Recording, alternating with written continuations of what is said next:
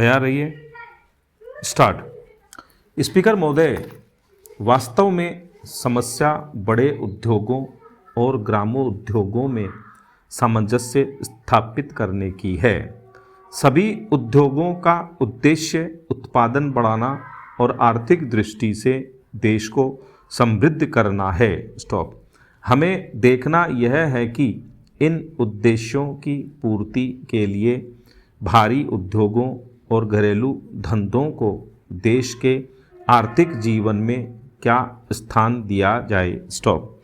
मैं मानता हूं कि ग्रामोद्योग तभी पनप सकते हैं जब उनके लिए पूरी सुविधाएं हों और एक विशेष प्रकार का वातावरण पैदा किया जाए। स्टॉप।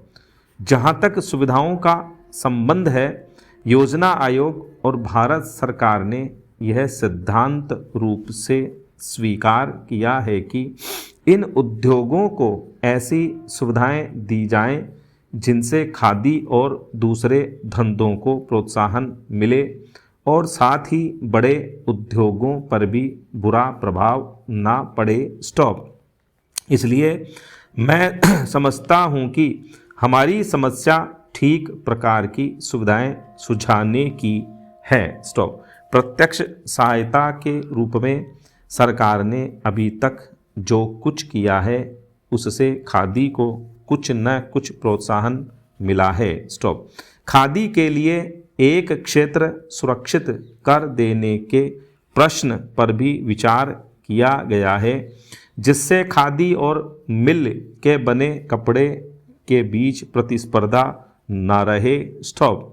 मैं समझता हूं कि केवल खादी के लिए ही नहीं, दूसरे गृह उद्योग भी ऐसे हैं जिनके लिए क्षेत्र सुरक्षित कर देने चाहिए और जिन वस्तुओं का उत्पादन केवल ग्रामोद्योगों द्वारा ही हो उनके लिए हर प्रकार के बड़े कारखानों की स्थापना रोक दी जाए और यदि आवश्यक समझा जाए तो कानून का भी सहारा लिया जाए। स्टॉप। तेरा ग्रामोद्योगों को जब तक सरकार की ओर से प्रोत्साहन नहीं मिलेगा और बड़े बड़े कारखानों के साथ उनकी प्रतिस्पर्धा होने दी जाएगी, तब तक उनका पनपना असंभव नहीं तो कठिन अवश्य है। स्टॉप।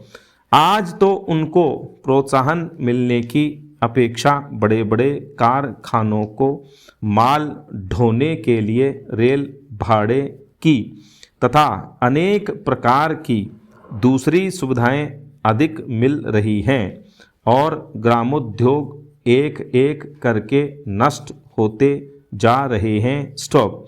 इस नीति में केवल परिवर्तन ही नहीं किया जाना चाहिए बल्कि इसको दूसरी ओर मोड़ देना चाहिए और छोटे उद्योगों को प्रोत्साहन देने के लिए उन्हें सभी प्रकार की सुविधाएं मिलनी चाहिए। स्टॉप। उनके लिए केवल आर्थिक सहायता ही काफ़ी नहीं है।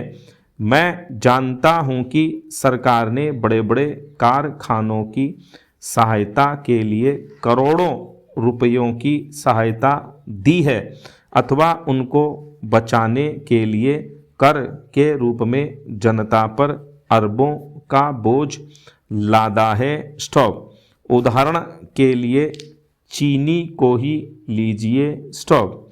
चीनी के कारखानों को विदेशी कारखानों से सफल प्रतिस्पर्धा करने के लिए जनता को न मालूम कितने करोड़ रुपए देने पड़े हैं। स्टॉप।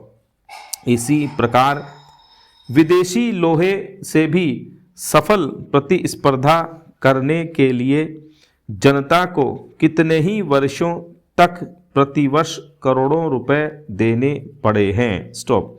ग्रामोद्योगों से जब करोड़ों व्यक्तियों को लाभ पहुंचता है तो कोई कारण नहीं कि उनको उसी प्रकार की और उसी पैमाने पर सहायता क्यों न दी जाए।